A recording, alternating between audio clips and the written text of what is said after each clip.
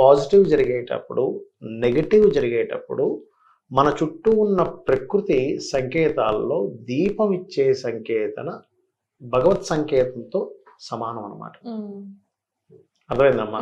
ఇప్పుడు చూడండి, కొంతమంది ఇళ్లలో మీరు గమనించండి, బయట గుమ్మడికాయ కడతారు, తొందరగా కుళ్ళిపోతుంది, అంటే నెగిటివ్ ఎనర్జీ ఎక్కువగా ఉంది.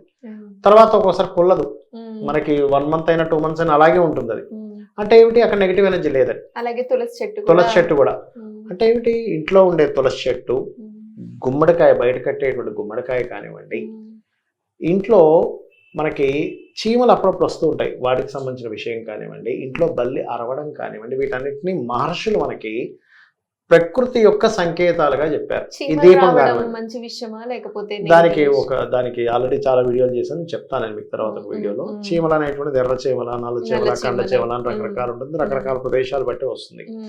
అయితే